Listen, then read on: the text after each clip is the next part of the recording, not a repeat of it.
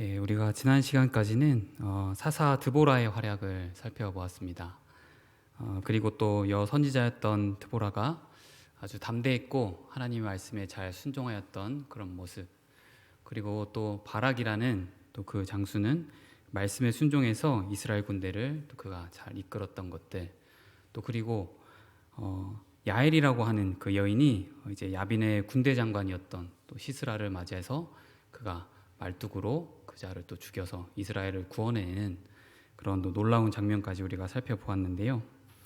그래서 이스라엘은 다시 40년 동안 평온하였다라고 5장 31절의 말씀으로 이제 끝맺었습니다. 그런데 문제는 이제 6장에 들어와서 이스라엘이 또다시 여호와의 목전에 앙을 행하였다라는 것이죠. 그래서 이제 아시다시피 하나님께서는 사사 기드온을 세우시고 또 이스라엘을 구원하시게 되는데요. 오늘 본문인 6장부터 이제 8장까지가 이 기드온에 대한 이야기를 담고 있습니다. 먼저 6장에서는 기드온이 이스라엘의 사사로 세워지는 그 배경에 대해서 이제 설명을 하고 있습니다. 앞서 이야기했던 것처럼 이스라엘은 여호와의 목전에서 악을 행하였고 여호와께서 7년 동안 그들을 미디안의 손에 넘겨 주었다라고 기록하고 있죠. 이 미디안이라고 하는 민족은 우리가 구약에서도 참 많이 들어본 그런 이름인데요. 우리가 다 익숙한 그런 이름이죠. 그들이 누구인가 하면은 창세기 25장에 보면 1절과 2절에 아브라함이 후처를 맞이하였으니 그 이름은 구두라라. 그가 시므란과 욕산과 무단과 미디안과 이스박과 수아를 낳았다. 그러니까 아브라함의 후처 구두라라고 하는 사람의 자손이 되겠습니다. 이들은 유목민족이었고 또 많은 무역을 통해서 이제 살았던 사람들인데요. 그런데 이 떠돌이 생활을 하는 미디안 유목민들이 이스라엘을 이겼다라는 것이죠. 그래서 그들 때문에 이스라엘 백성들은 산에서 웅덩이와 굴과 산성을 만들어서 그곳에서 숨어서 살아야 됐고, 동굴에서 이렇게 사는 것도 참으로 비참하고 너무나 어려운 그런 처지인데, 그것뿐만 아니라 심지어 미디안과 아말렉과 동방 사람들이 쳐들어와서 토지 소산을 다 멸하고 먹을 것을 남겨두지 않았다라는 것이죠. 궁핍함이 아주 극심했던 그런 상황임을 우리가 유추해 볼 수가 있겠습니다. 결국에 그들의 이런 만행이 메뚜기 떼와 같이 아주 많이 또 그들을 잔혹하게 휩쓸었고, 그런 상황들 때문에 이스라엘 백성들은 결국 너무나 괴로움에 다시 또 하나님께 나아가 부르짖고 하나님을 찾는 그런 또 상황이 올 수밖에 없었죠. 그때 이제 8절부터 10절까지 여호와께서는 한 선지자를 보내서 그들의 이제 죄와 불순종을 책망하게 됩니다. 8절 하반절에 보시면 내가 너희를 애굽에서 인도하여 내며 너희를 그 종되었던 집에서 나오게 하여 애굽 사람의 손과 너희를 학대하는 모든 자의 손에서 너희를 건져내고 또 너희 앞에서 그들을 쫓아내고 그 땅을 너희에게 주었다라고 하나님은 분명히 말씀하고 있죠. 이스라엘 백성들이 애굽 땅에서 종노릇하면서 그곳에서 참 너무나 힘든 생활들을 했었죠. 자신의 것들은 아무것도 없었고 자유며 자신의 토지며 소산이며 이런 것들은 전혀 없을 뿐더러 아주 극심한 그런 어려움들을 많이 당하고 있었지만, 그때 하나님은 또 그들의 울부짖음과 또 그런 고통 속을 내버려 두지 않으시고 그들을 건져내 주셨던 것이죠. 또 뿐만 아니라 가나안이라고 하는 하나님이 예비하신 또 좋은 땅으로 그들을 인도하여 주셔서 그들이 그곳에서 잘 정착하여서 하나님을 더욱 잘 믿고 섬길 수 있도록 하나님이 도우셨던 것을 말씀하고 있는 것입니다. 하나님이 이렇게 하신 데에는 단순히 그들이 불쌍하거나 아니면 국률한 마음이 너무 커서 그러셨다기보다는 기본적으로 자기 백성을 너무나 사랑하셨기 때문에 그렇게 하신 것도 있고, 무엇보다도 하나님께서는 오직 여호와 하나님만을 섬기기를 바라시는 또 그런 분이시면서 그분의 이름을 이 만방에 드높이 올려서 많은 사람들로 하여금 하나님을 찬양하고 경배하고 섬길 수 있도록 그런 목적을 이루시기 위해서 하나님이 그들을 불러 건져내 주셨다라는 것이죠. 하나님의 백성은 그런 하나님의 선교적인 사명은 전혀 깨닫지 못하고 오히려 이방 민족과 지내면서 하나님을 멀리하고 하나님 말씀에 순종하지 않는, 또 그들과의 통혼과 또 여러 가지 삶의 윤택을 위해서 동화되어가는 그런 모습들을 보여왔습니다. 여러분, 이 문제는 비단 이스라엘 문제만이 아니라 우리의 현실과 너무나 닮아 있는 것을 우리가 알 수 있겠죠. 하나님이 우리를 택해서 우리에게 구원을 베풀어 주셨고 또 자기 백성으로 삼아 주셨습니다. 우리는 이 땅에 살면서 하나님 한 분만을 우리가 잘 섬기고 오직 하나님을 경외하면서 하나님 말씀에 순종하고 또 어느 때에든지 하나님을 찬양하며 살아야 되는 것이 마땅한 우리의 삶의 목표이자 또 방향인데요. 그런데 우리가 하나님이 아닌 다른 무엇을 의지하거나 또 세상이 요구하는 그런 세상적인 가치관과 기복신앙에 우리가 젖어들어서 정말로 하나님이 원하시는 철저한 순종과 하나님 말씀에 우리가 따르지 않고 산다라면 지금 이스라엘 백성들이 처해 있는 그 상황과 우리는 별반 다르지 않다라는 것이죠. 지금 말씀을 보다 보면 느끼셨겠지만 이스라엘 백성들이 참 너무 어리석은 것만 같지 않습니까? 이들은 계속해서 지금 오늘 본문에 이르기까지 똑같은 그런 범죄의 일들을 행하였다라는 것을 우리가 반복적으로 보고 있죠. 이들이 죄를 범하고 하나님 전 앞에서 악을 행하였을 때 하나님은 그들을 벌하시고 또 책망하시고 꾸짖으셨습니다. 그들은 참 그런 고통 가운데 또 다시 한번 부르짖고 하나님께 나아가 울며 매달렸을 때 하나님은 또 그들을 긍휼히 여기시고 건전해 주시고 돌봐 주셨는데 그런 은혜들은 또 새카맣게 까먹고 이들은 또다시 죄를 범하고 하나님 앞에서 악을 행하는 모습을 지속적으로 반복해오는 것을 우리가 볼 수 있습니다.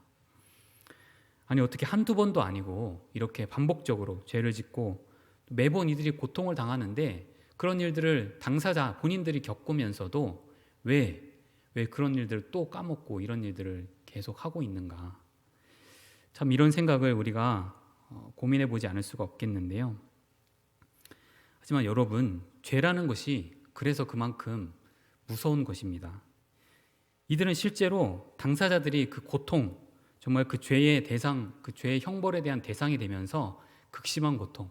지금 오늘 본문에서도 이들은 참 힘이 궁핍하여서 먹을 것도 없는 그런 상황에 모든 토지소산을 다 빼앗기고 동굴에 숨어서 살고 있는 그런 안타까운 생활들을 했던 것이죠.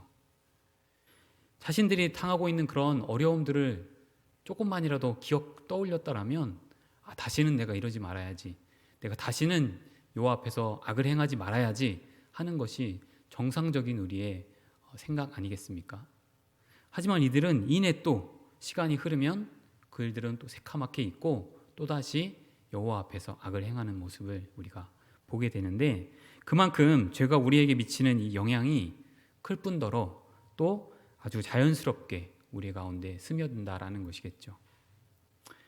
우리가 날마다 말씀을 보고 또 기도로 무장하지 않는다면 우리도 자연스럽게 내가 지금 죄를 짓고 있는 것인지 짓지 않는 것인지 우리도 알게 모르게 그러한 것들이 우리 안에 스며들어서 우리가 또 하나님 보시기에 불법한 불순종하는 그런 죄의 모습들을 낳게 된다라는 것이겠죠.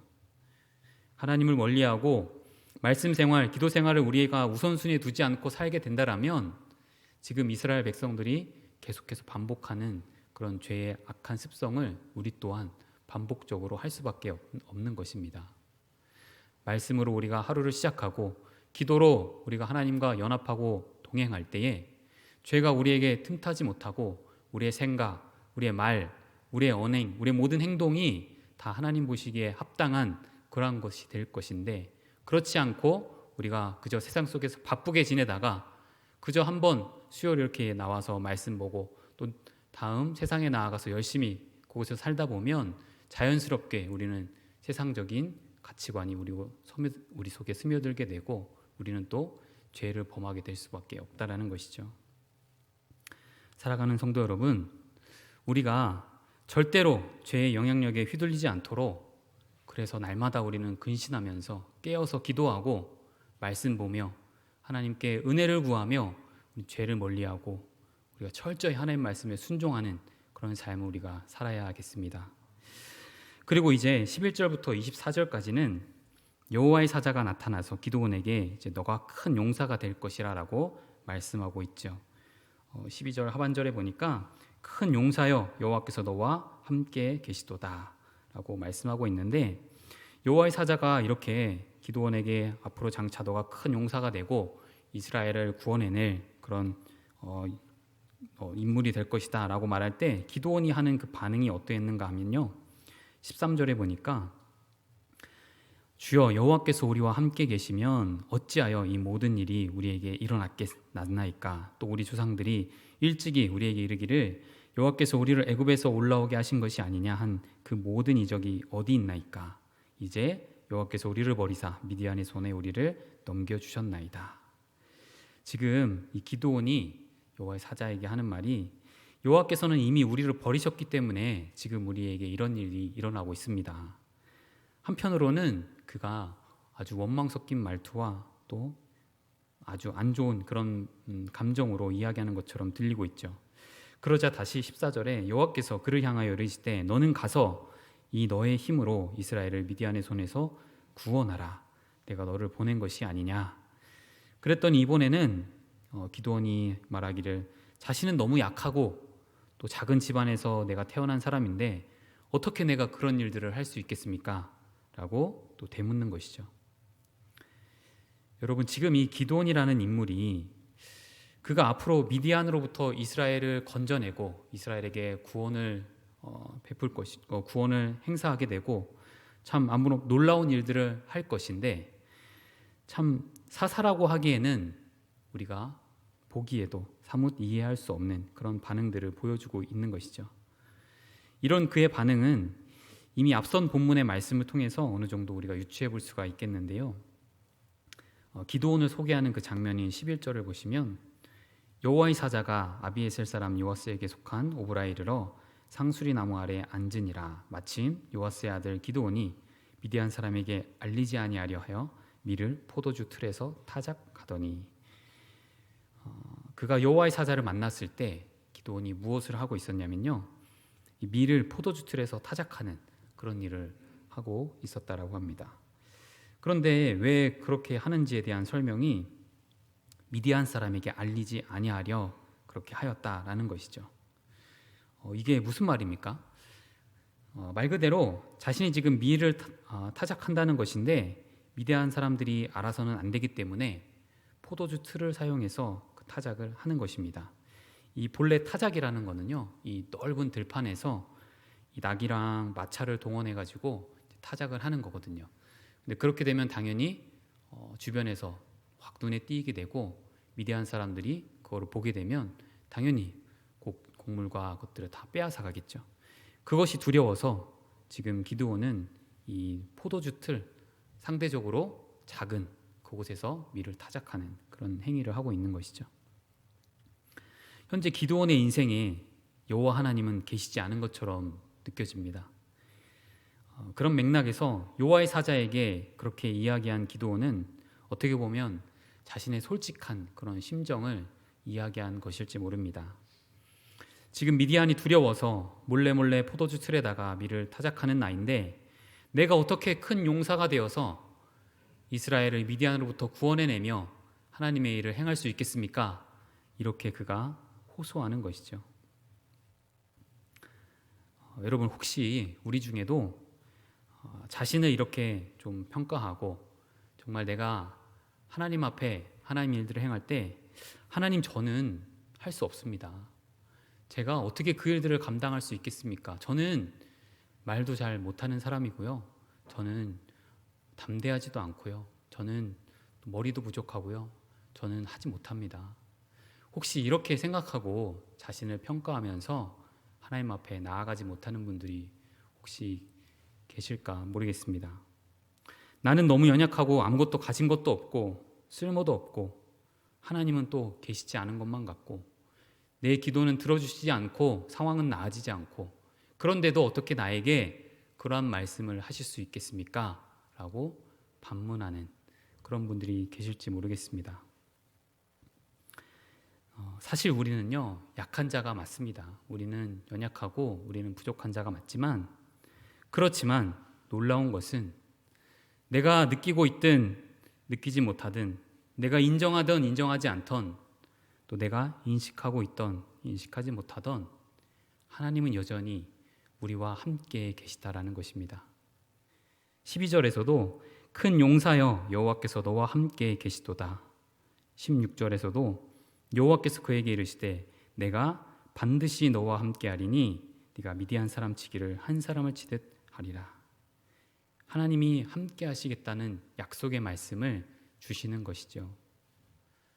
단순히 기드온에게만 이런 약속을 주신 것일까요? 아니죠. 우리에게도 하나님은 약속하셨고 말씀하셨습니다.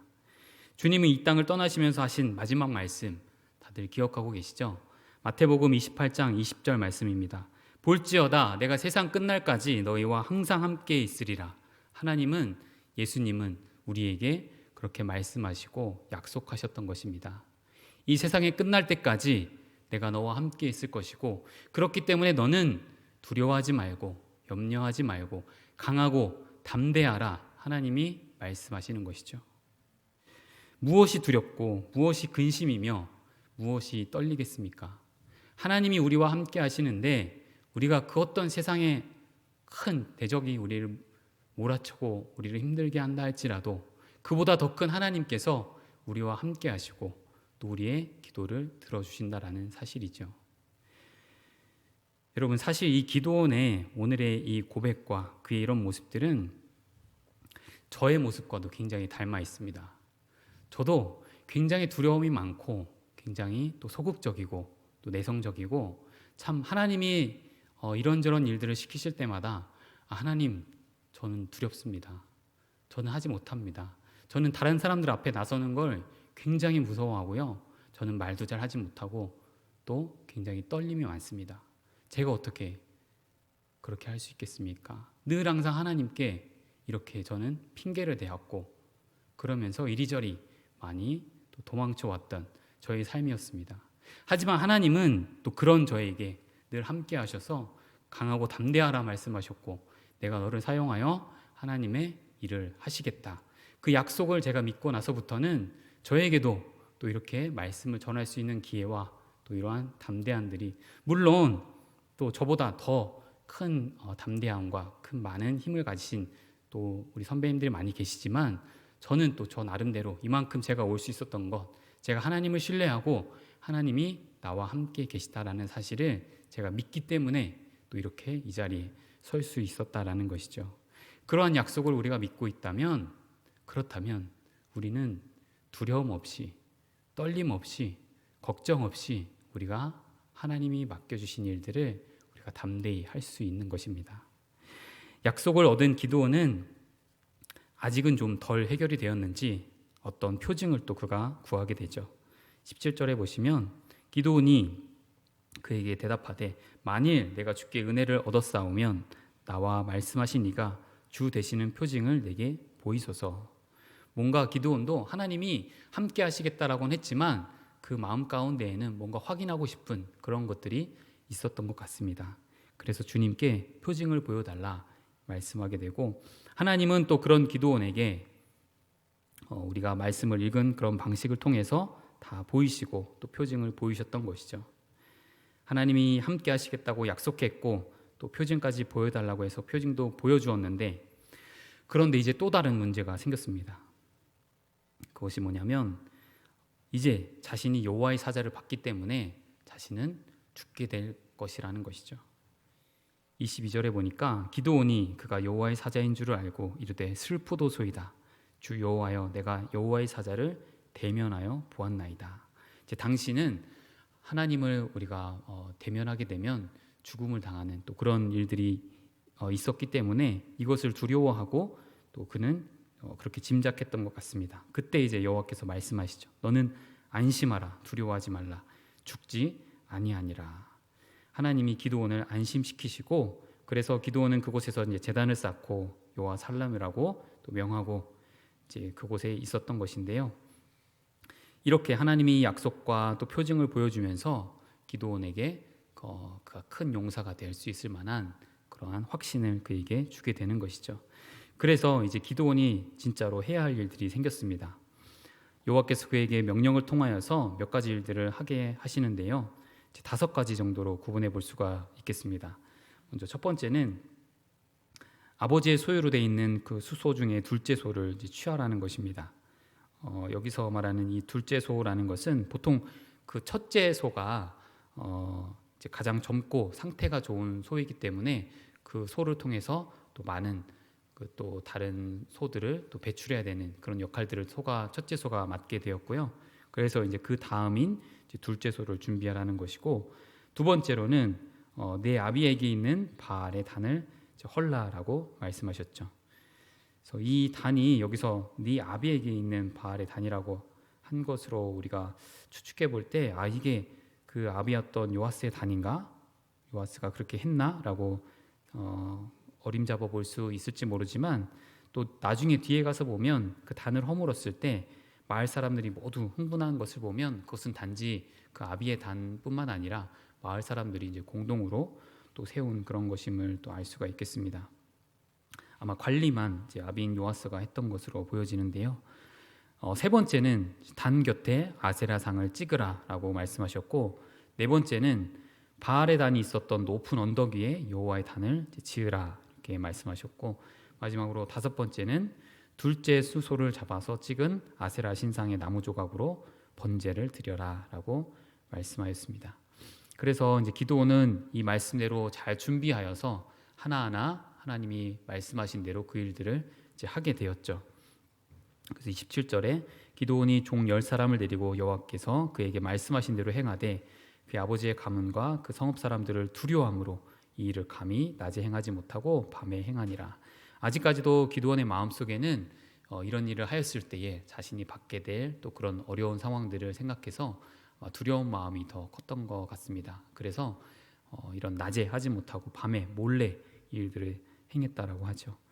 이렇게 하고 나니까 아침에 일어나 성읍 사람들이 보고 이제 난리가 난 것입니다. 누가 이런 일들을 했고 어떻게 이런 일들이 벌어질 수가 있는지, 그것을 이제 수소문에서 보아하니 바로 이제 기드온이라는 자가 그렇게 했다라는 것이죠.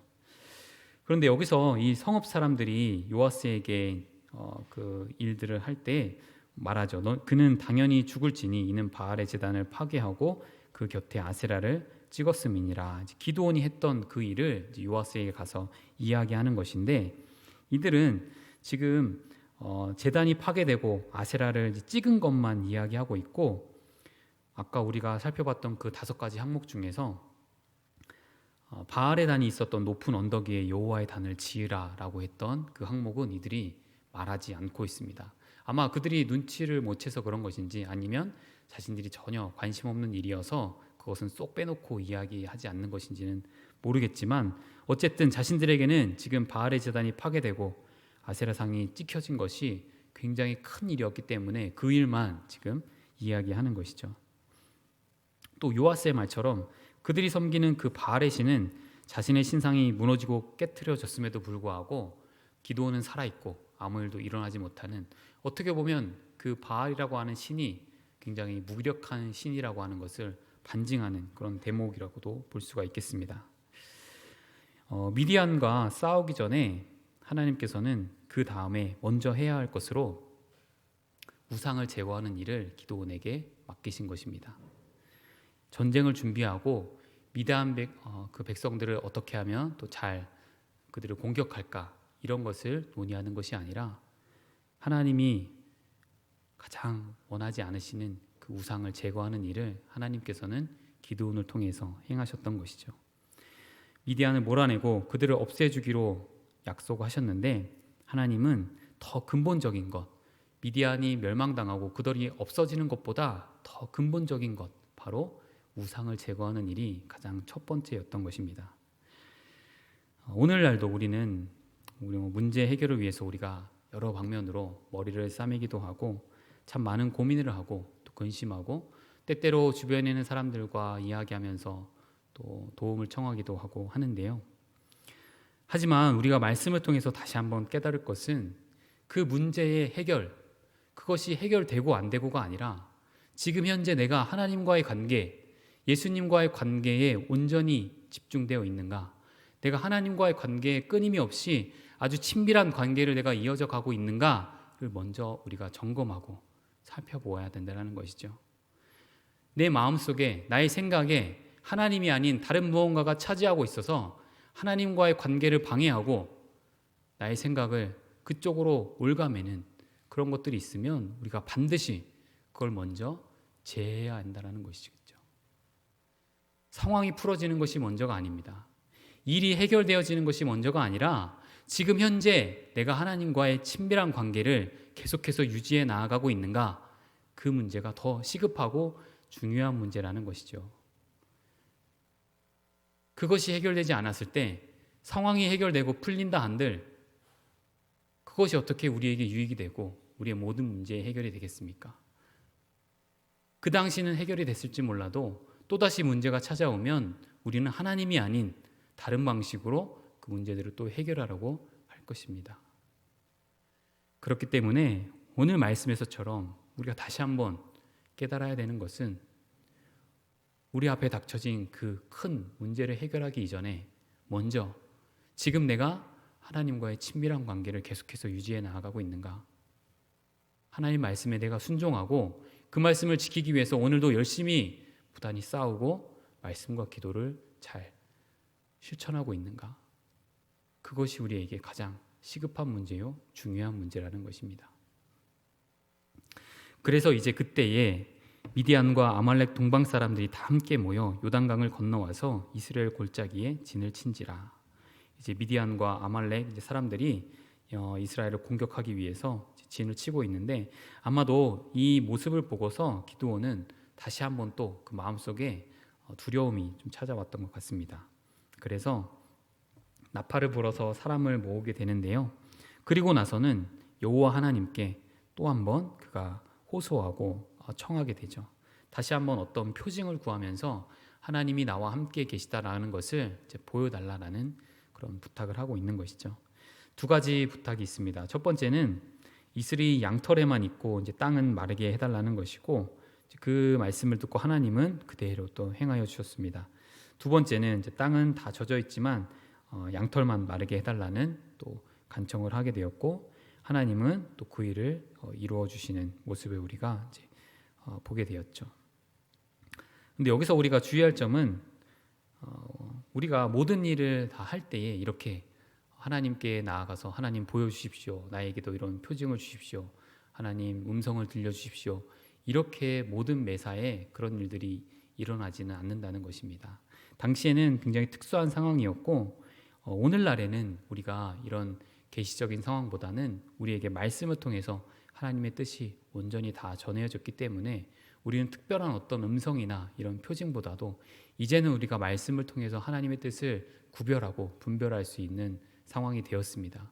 하나님의 마음을 우리가 깊이 알아갈 때에 하나님이 요구하시는 바가 무엇일지, 하나님이 어떤 것을 원하시고 오늘 말씀을 통해서도 하나님이 영원히 우리와 함께 하신다는 것을 우리는 충분히 깨달을 수가 있는 것이죠. 이러한 것들만 또 쫓게 된다라면 늘 항상 어떠한 일이 있을 때마다 하나님께 표징을 보여달라, 음성을 듣게 해달라. 또 그것이 들려지지 않고 보여지지 않는다라면 그러면 하나님이 나와 정말 함께 하시는 것이 맞는가? 또 하나님을 의심하게 되고 그 마음속에 낙심이 찾아오고 또 염려할 수밖에 없는 것이겠죠. 우리는 굳이 이런 일들이 없다 하더라도 우리가 말씀을 통해서 또 기도함으로 하나님이 나를 늘 지켜주시고 보호하시고 나의 기도를 들어주시고 응답하시며 나를 선하게 인도하여 주신다는 것을 우리는 알 수가 있습니다. 물론 때에 따라서 이제 특수한 상황에서 이런 일들은 있을 수 있습니다.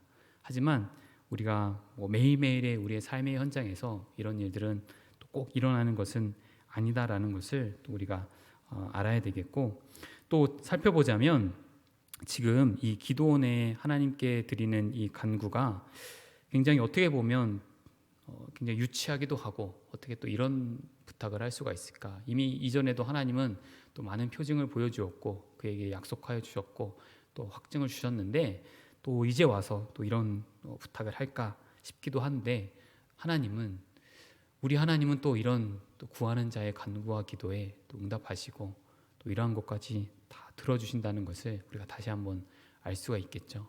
우리가 원할 때 우리가 하나님 앞에 간절히 기도할 때에 또 하나님은 우리 기도를 들어주실 것이고 응답해 주실 것입니다.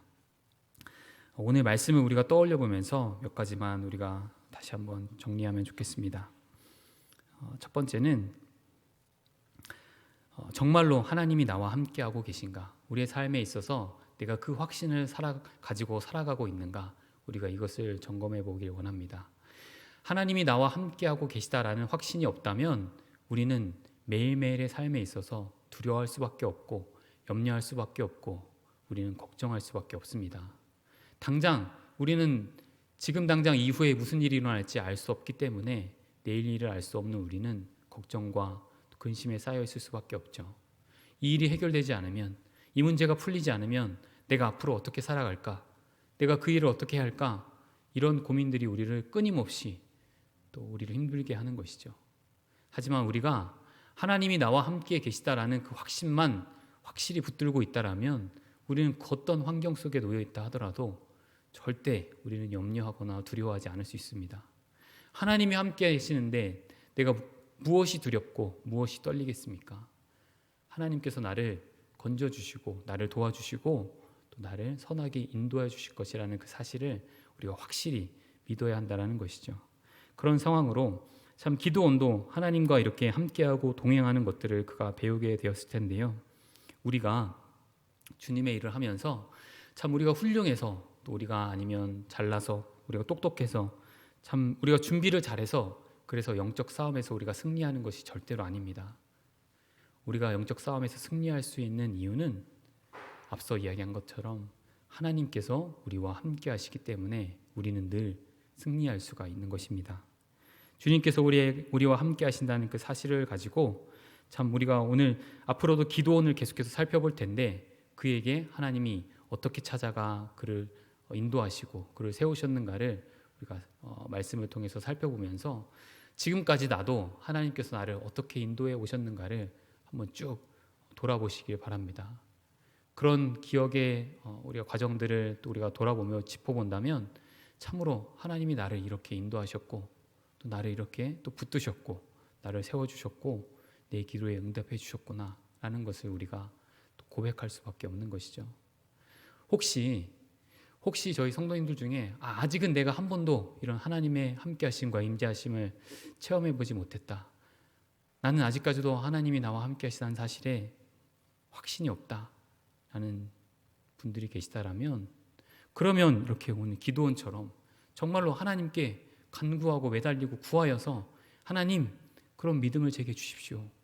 하나님 저도 하나님을 철저히 믿고 순종할 수 있는 그런 믿음 저에게 허락하여 주십시오. 이렇게 간절히 기도하시기를 바랍니다. 기도하지 않고 말씀 보지 않고 그저 맹목적으로 하나님이 나와 함께 하시다는 사실을 우리가 어떻게 알 수 있겠습니까?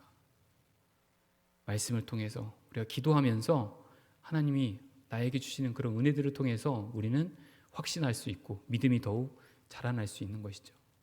이번 또 우리가 산상기도를 통해서 아주 좋은 시간이 될 텐데요. 기도에 많이 참석하셔서 그곳에서 또 열심히 하나님께 기도하면서 이런 문제들이 있을 때 또 풀어나가시고 또 하나님의 응답을 또 간구해 보시는 또 좋은 시간이 되기를 바랍니다. 두 번째로는 이제 반복되는 이스라엘의 이 죄를 우리가 또 다시 한번 보면서 우리도 피해갈 수 없는 문제이지요.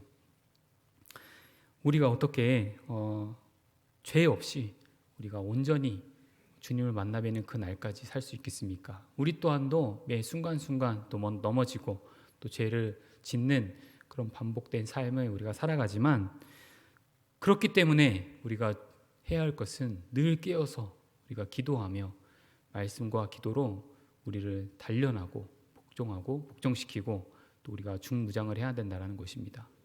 말씀과 기도 없이 단순히 우리가 의욕적으로 아니면 그 어떤 생각만 가지고 우리가 죄를 이길 수 있다 그렇게 자신해서는 안 되는 것이죠. 이스라엘 백성들도 그것을 몰라서 그들이 이렇게 반복적으로 죄를 지었겠습니까?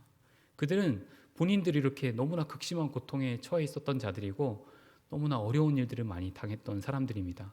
그럼에도 불구하고 그들은 또다시 하나님을 멀리하고 이방 민족들과 함께 지내면서 그 평안한 삶에 안주하였던 것입니다.